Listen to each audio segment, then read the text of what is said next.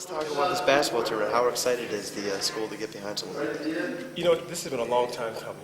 You know, public schools being able to play on the big stage, playing against some of the best competition in the tri-state area, you know, it's really a blessing. And to put it on, you know, the weekend of Dr. King's birthday, you know, who I feel in terms of probably one of the greatest human beings that ever existed, you know, to inspire young people to reach their dreams. You know, my dream was to, be a college basketball player, you know, to be an NBA basketball player. You know, well, it didn't happen, but you know what? The great thing about it was that when you dream, you dare to achieve. In today's time, to help young people desire to achieve, that's our goal from the beginning of this basketball showcase. Yeah, Willie, what does this do for East? We know you guys are coming off a good basketball season. You know, you're trying to strengthen the basketball program here. To have the opportunity to play teams from Pittsburgh, from Rochester, from Syracuse, some of the best teams in other states, what does that do for the program? You know, you can't become a champion unless you're a good challenger. You know, and the challenge of playing against the best. You know, what has happened in the last, say, I would say at least 10 years, is that the independent schedule, you know, locally hasn't been what it should have been, you know. And a lot of it has to do with costs. Some of it has to do with reduction of games by each state.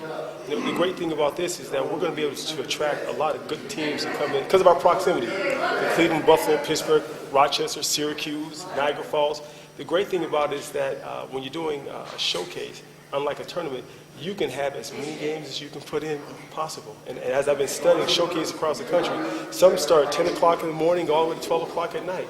And people who love basketball are just there all day. So it's a beautiful thing, you know, not just for East High School, but for all the schools in our area. We have Strong Vincent involved. We have Franklin involved, you know, and I hope next year that we're going to have more District 10 teams involved, you know. Some teams couldn't play because the game was on a Sunday. So next year we'll be on Sunday and Monday. So we're just trying to do things that we want this program to be the winter event. Because we have a lot of great festivals, great fairs in the summertime.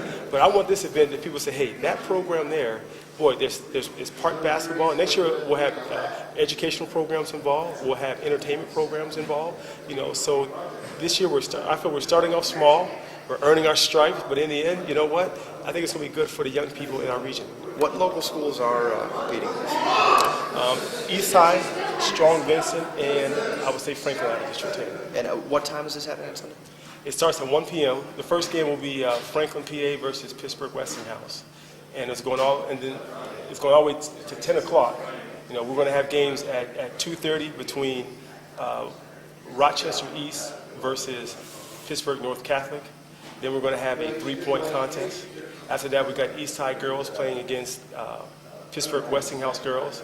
We're going to, at 6:30, you're going to have Strong Vincent boys playing against Christian Brothers Academy out of Syracuse. And then the nightcap is Niagara Falls, New York, who, you know, they are the Chester of Western PA. They are the program of Western PA. And I think it's an intriguing matchup against Pittsburgh Central Catholic. And so all that at the Hammermill Center on Sunday. Hope to see everybody. Yeah, you know, really, when you come here, if you like basketball, this is kind of the place to be. Yeah. What do you get out of this tournament if you're just coming to watch some basketball that you wouldn't find anywhere else around? Well, you know what?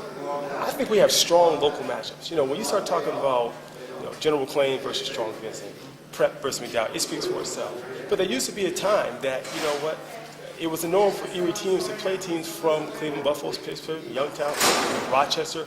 Well, you know what?